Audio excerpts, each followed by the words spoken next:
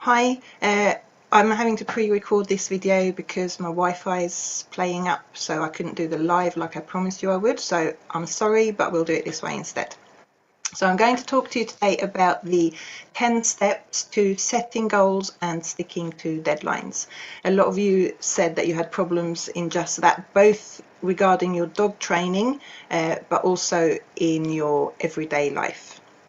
So that's what we're going to talk about today. Now, if you've never met me before, my name's Vicky Miles. I am the owner and founder of VickyMiles.com, and I work with canine proprioception and fitness training to help competitive obedience trainers develop tighter turns, straighter heel positions, as well as more power, endurance and speed to take their training to the next level.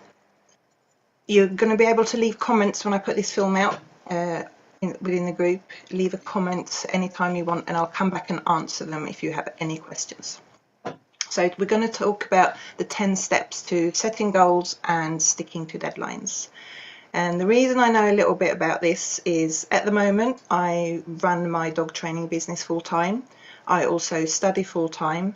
And a little while ago, I decided to take my business to an international level and thereby really running a second business alongside my first one. So as you can imagine, things get a bit crazy hectic from time to time in my life, and I wouldn't be able to get it all to work out if I didn't set goals and stick to deadlines. Everything would come crashing down. So I'm going to talk to you about the ways that I stick to my deadlines in the business side of things, but it is directly translatable to dog training because I also do it in my dog training. There's several ways of setting goals and sticking to deadlines. Mine is not the one and true answer. So you might have tried other ways. You might have tried training diaries or bullet journals. So there's loads of different ways out there. So leave a comment and let me know what ways you have tried so far, but without much success. Or if you've tried other ways and you have had success with that way, leave a comment and let us all know. So I'm going to start talking to you about these 10 steps, and I'm going to start with step 1, and that is deciding on your goal and setting your deadline. Before you decide on your goal, you do need to know whether it's a goal or just a velleity. A velleity is an English word that nobody uses apart from possibly my dad, which is why I know it. A velleity is the urge to do something but not strongly enough to actually do it. So it's something you'd like to do, but you're not going to do anything about it to reach that goal. So when we set a goal, we need to be really clear with ourselves. Is this actually a goal, or is this just a velleity? Is this just something I would like to happen, but I'm not really thinking it's worth the effort to put any work in? So I have a velleity, which is to swim with sea turtles. I'd love to swim with sea turtles, but I'm never going to do anything about it. And unless I win $1 million and can afford to go away and do it, I'm not actually going to have that as a goal.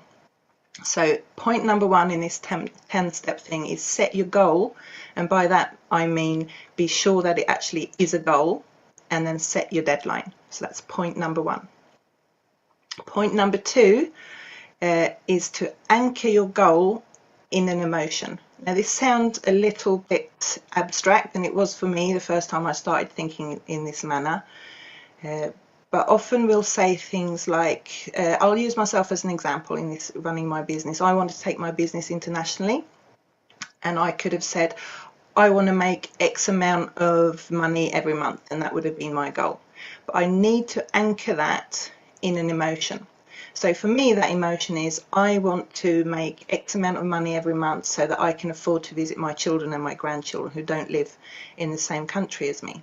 So that's actually anchoring my goal into an emotion. And the same works with dog training. I might say I want to win the national championships in agility with my dog, but I do need to actually anchor that to an emotion. So I might want it because I want to be top of my game. I want others to view me as being top of my game. Whatever it is, I need to anchor it in an emotion. So that's point number 2. Point number 3 is to identify any obstacles. Now these points, point 3, 4 and 5, which I'll come to in a minute, are often the reasons why we don't reach our goals, because we don't plan it through. So point number 3 is to identify your obstacles. What is it that is stopping me from doing these things? So it could be lack of time, it could be I need someone to look after my children while I train my dog, or it could be there just aren't enough hours in the day. So to identify and list the obstacles to you reaching your goal. Number 4 is to identify the knowledge, information and skills that you will need to reach your goals. So for instance, if you want to win the national championships in agility and you are a beginner and your dog is a beginner, you're going to need to list everything you need to know to reach your goal, and just write all those things down. The knowledge, the skill and the information that you will need to reach your goal.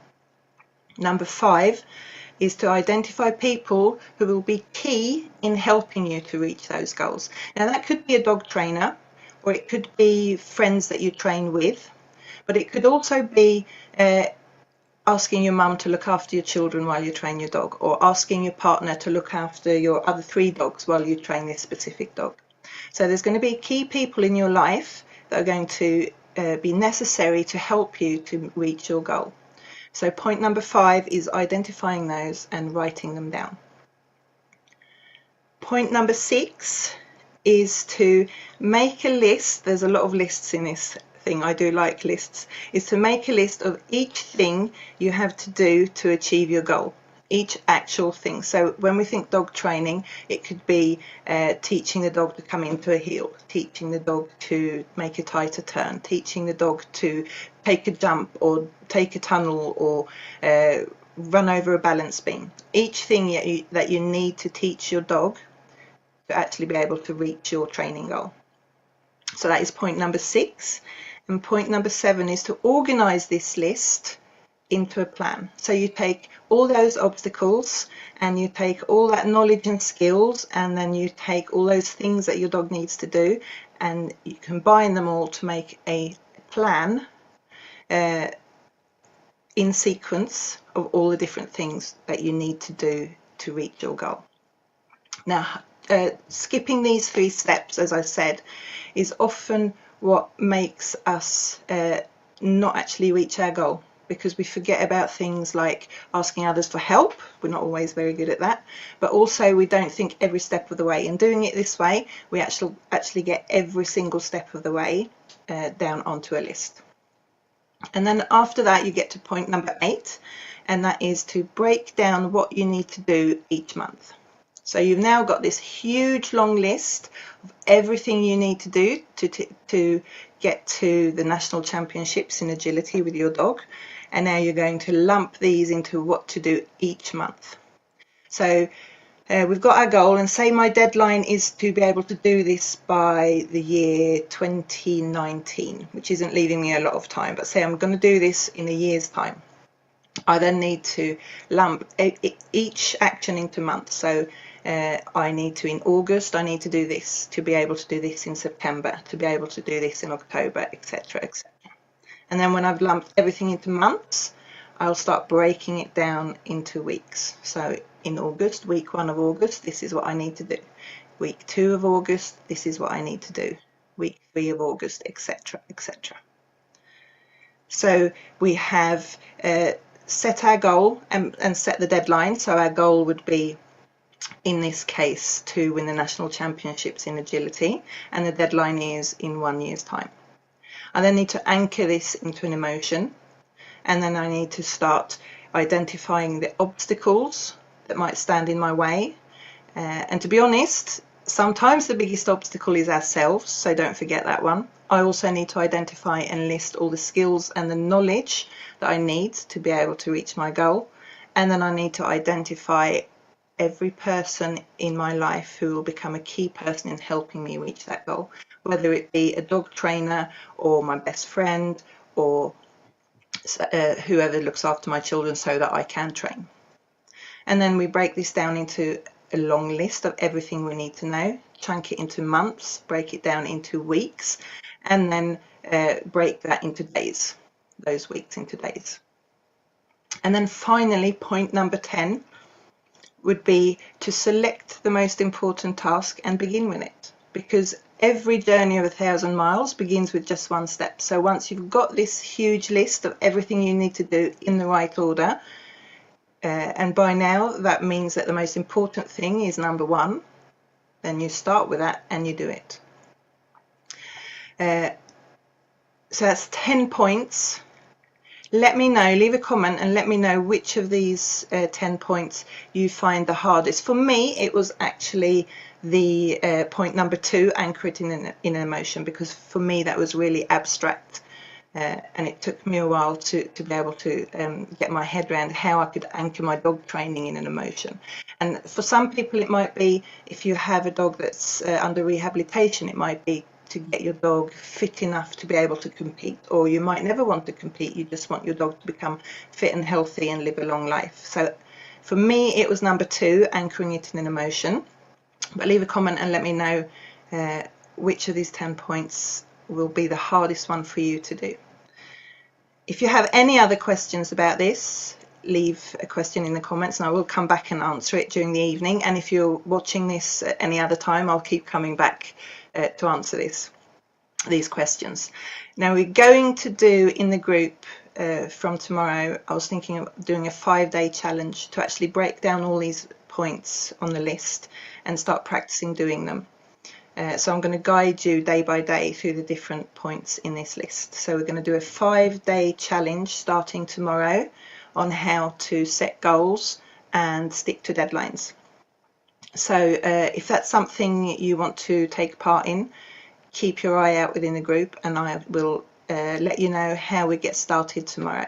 So thank you for being patient with my Wi-Fi, which isn't working, and I'll speak to you soon. Bye.